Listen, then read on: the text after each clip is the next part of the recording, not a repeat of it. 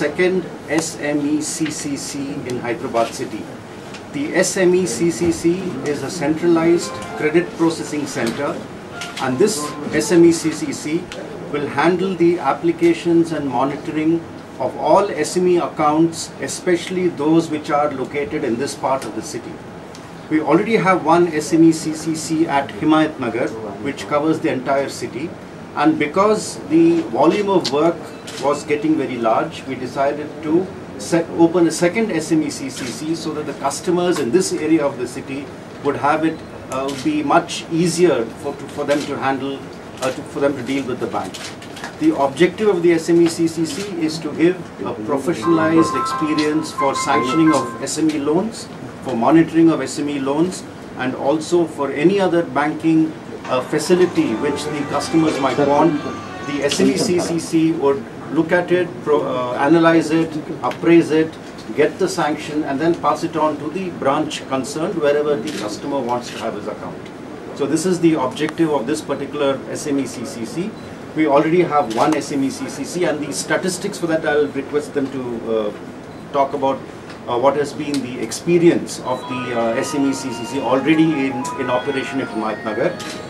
To be brief, what I understand is about 1,336 accounts would be transferred from the SMECCC existing at Himayatnagar to this place, and all these 1,300 odd accounts would be the customers who have their business facilities in and around this particular area of Kukatpally.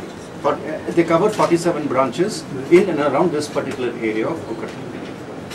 How is SME sector doing, sir?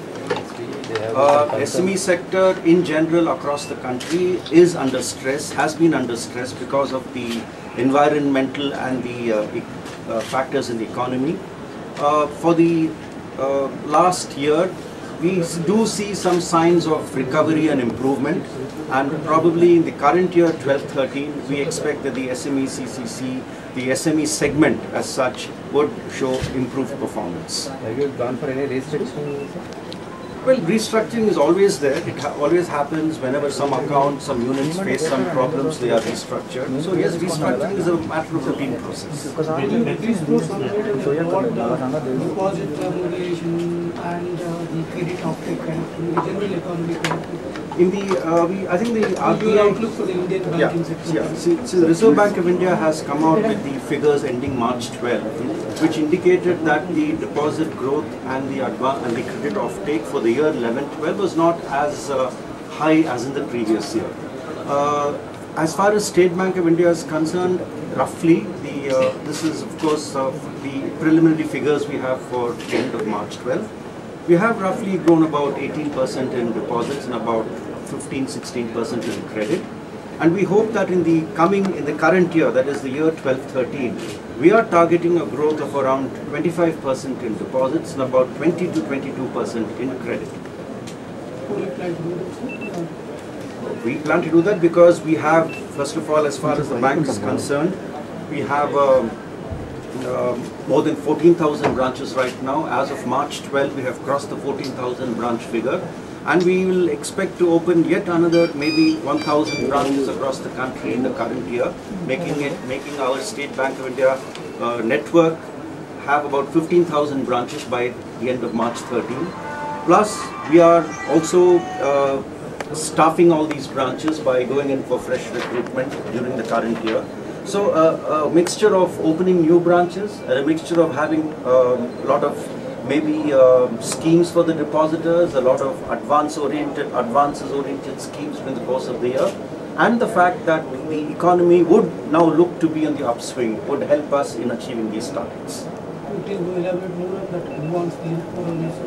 Pardon? The advanced link scheme? No, we are, see, that is an ongoing process. I cannot at this present moment mention each and everything we are thinking about. As and when the year goes by, as and when we look at various sectors of the economy, especially the SME sector, wherever we want that or wherever we feel that there is potential for improvement or growth in a segment, we will look at that particular segment and create some sort of a product or some sort of a scheme, or maybe do some relaxation and some norms, depending on what is the situation at the point of time. You are projecting almost 600 to 700 basis points both in credit and deposit. That's correct. But I think it is something which we can easily achieve, because the year 11-12 was a year which has not seen very substantial growth, and despite and that lack of substantial growth was because of the general state of the economy as such, rather than any other factor which was affecting the banks. So I think my personal views, the current year will show we will have definitely some sort of increase in the growth rate for the business levels. No, in fact, State Bank of India grew about 18 to 20%. As far as the agriculture financing segment goes, we grew about, again, 18 to 20%. Where there was a lot of sluggish growth was in the mid-corporate side and also in the retail banking side, where the growth was not as much as it was in the previous years. So, to get this growth of 20%, already we are growing in SME segment by the percentage I spoke about. We are growing in agri segment by the percentage I spoke about.